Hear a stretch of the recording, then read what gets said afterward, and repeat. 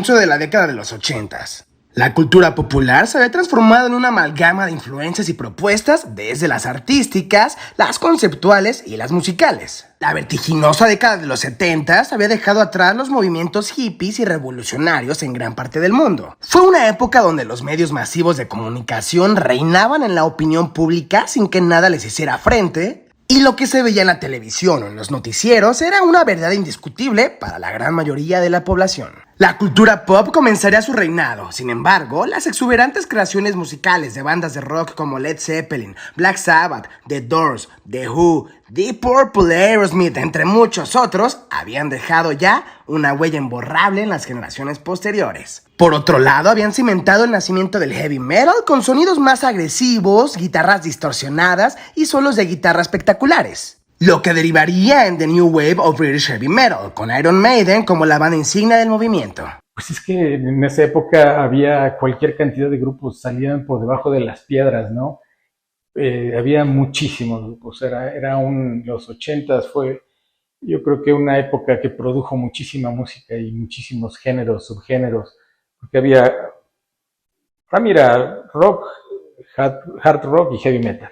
Pero de ahí todos esos subgéneros empezaron a salir, ¿no? Entonces, pues una semana te encontrabas con Slayer, y otra con Exodus, y otra con Metallica, y así te ibas encontrando músicos, pero sí Metallica, sí, salió y ante todos los demás diciendo, caray, pues esto está cabrón. Con estas influencias surge la escena angelina del rock de principios de los 80s, la cual a su vez tuvo una contrapropuesta más agresiva, con percusiones más rápidas y riffs de guitarra más pesadas y potentes. Hablamos del thrash metal.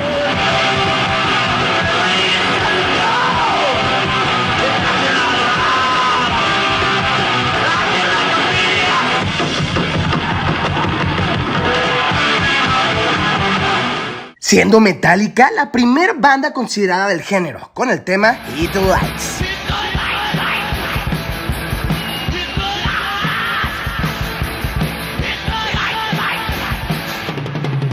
Esta del recopilatorio Metal Massacre de 1982. Si bien la banda fue fundada en Los Ángeles por James Hetfield y Lars Ulrich, se considera que su alineación ya formalmente constituida pertenece al área de la Bahía de San Francisco. Para 1983, Metallica lanza su álbum debut Kill 'Em All, con Dave Mustaine y Ron McGovney todavía en la alineación, pero debido a problemas internos, estos fueron despedidos de la banda y reemplazados por Kirk Hammett y Cliff Burton. Kill 'Em All marca el génesis del género thrash metal, siendo una pieza fundamental en su sonido crudo y potente que sería perfeccionado en los discos posteriores de la banda.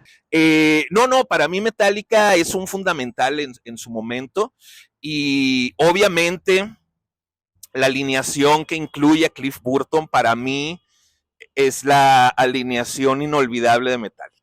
En este álbum debut podemos escuchar el track Anesthesia Pulling Fit, compuesto por Cliff Burton y que está marcado por su sello personal. Un sonido de bajo contundente y cercano al virtuosismo que demostraba por qué Cliff había llegado a la banda. Era justo el sonido que necesitaba Metallica para escalar como una banda de metal en la incipiente escena californiana.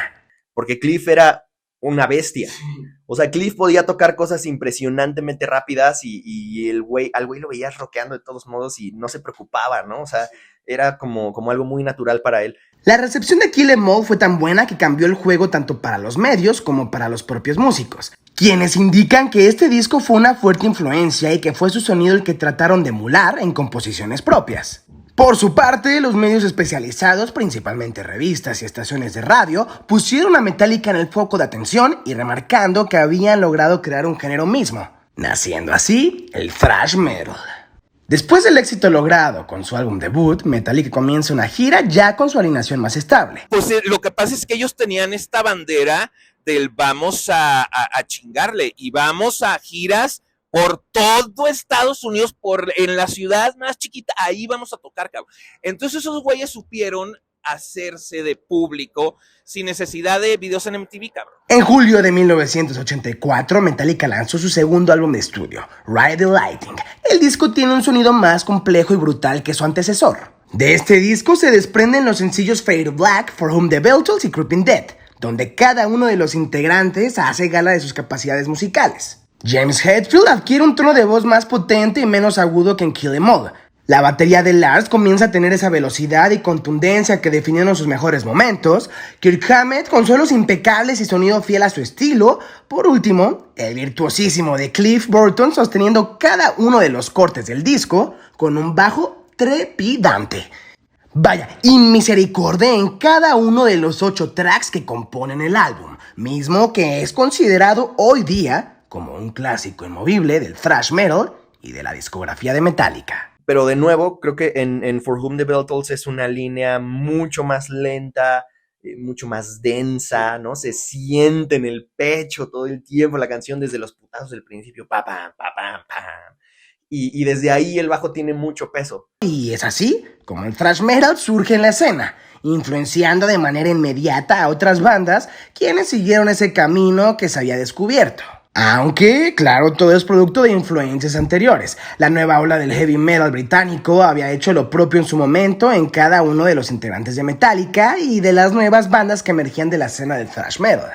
Metallica para mí junto con Motley y junto con Guns fueron mis primeros superhéroes favoritos, cabrón. O sea, yo los veía y yo decía, no mames, yo quiero ser como esos güeyes, cabrón, ¿no? El ascenso a la cúspide creativa de la banda llegaría con Master of Puppets, su tercer álbum de estudio y que representa el epítome de una era de la banda, considerado esto por los fans como una absoluta joya musical de la discografía de Metallica y que contiene 8 cortes impecables, haciendo un disco redondo en todo sentido. Si bien un poco más melódico, sería el disco que los llevaría a la consolidación con más de 500,000 de copias vendidas en su lanzamiento en 1986. Cliff Burton fue nuevamente una pieza fundamental en la estructura y sonido del disco, destacando en Battery, Master of Puppets, The Thing That Should Not Be y Orion, aunque en realidad en cada canción podemos apreciar la importancia y sustento del bajo, dándole al disco una potencia sin igual. Master of Puppets era el disco definitivo de esta alineación, misma que comenzaría una gira promocional del álbum por Estados Unidos y Europa. Tenía la influencia de Lemmy, ¿no? Definitivamente, sí era una bestia, tocando el bajo era una bestia, ¿no? Y ya ves que no paraba de mover la cabeza en los conciertos, y pues era todo un espectáculo. Y al cuate pues, le valía, ¿no? Él andaba con sus acampanados mientras los otros andaban con sus zapatitos, sus tenis y sus zapatos, pantalones entubados y eso, ¿no? Tenía una personalidad muy, muy definida, yo creo.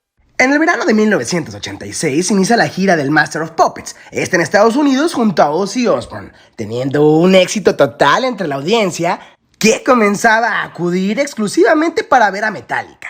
La gira se trasladaría a Europa y el 26 de septiembre de ese año se presentaron en Estocolmo, siendo una gran noche para la banda, ya que James volvía a tocar después de un par de meses, ya que había sufrido una fractura en su brazo izquierdo.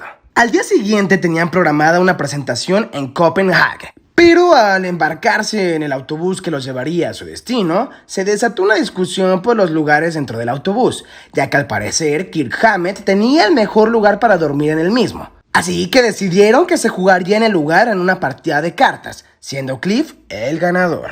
Alrededor de las 6:15 de la mañana del 27 de septiembre, el chofer perdió el control del autobús, volcándose sobre la carretera, provocando que Cliff Burton saliera despedido del mismo y el autobús le cayera encima para lamentablemente provocarle una muerte instantánea. Los que venían de regreso de un concierto de Suecia y iban hacia Copenhague o algo así, y que en el camino, bueno, pues que el chofer patinó con un parche ahí de hielo negro y empezaron a patinar y empezaron a dar de vueltas y pues él estaba ahí acostado en una litera en la parte de arriba que se había ganado en una apuesta, ¿no? Y pues era el mejor lugar y pues bueno, pues salió volando, ¿no?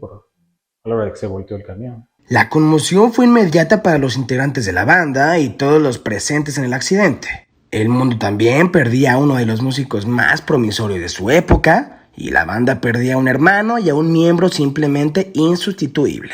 Su funeral se llevó a cabo el 7 de octubre de 1986 en la localidad de Castro Valley, California. Cuando la noticia de su muerte inundó los medios de comunicación, se generó una consternación entre el público y los músicos de la escena, quienes rindieron tributo a Cliff en varias composiciones de discos, entre las cuales destacan los tributos hechos por Megadeth y Anthrax. Por su parte, los demás miembros de la banda pasaban por un completo letargo debido al shock emocional tras la pérdida de su amigo, que había sido una pieza fundamental en lo que era Metallica en ese momento. Nada podía reparar el daño, pero más tarde declararon que estaban listos para regresar porque eso era lo que Cliff hubiera querido. Y realmente, pues sí, fue un golpe ahí terrible para la banda, porque yo creo que el legado de Cliff Burton pues fue haber hecho que vieran otro tipo de música. Él los puso a oír música de toda, ¿no? Imagínate, durante esas giras oían música y música y música, y él era realmente el que tenía una educación musical. Los otros pues eran líricos, ¿no? Pero él sí estudió música, él les enseñó las armonías, él les enseñó cosas que pues como músico las hacías, ¿no? Después de su muerte, Metallica lanzó en 1988, a modo de tributo, el Cliff Mode, un recopilatorio de grabaciones donde Cliff Burton estaba con la banda. El impacto de la vida y obra de Cliff Burton son innumerables. Sus amigos cercanos siempre lo tildaron de una persona sencilla, con su carisma especial, pero sobre todo, lo destacan por el amor que sentía por la música. Su manera de expresarse era a través de su instrumento, al que le dio una voz propia y que encontró su lugar en la historia del rock y metal, considerándose a la fecha como uno de los mejores bajistas de todos los tiempos. Larga vida al legado de un virtuoso, de un ser humano excepcional que le dio al mundo todo lo que tenía y que a pesar de que dejó de existir a corta edad, su recuerdo permanece entre los fans y amantes del metal, siendo una figura que siempre nos evocará ese sentimiento de libertad, eso que solo se siente cuando se vive y se disfruta con la música que amamos. Gracias, Cliff. Las campanas doblan por ti. Let's rock.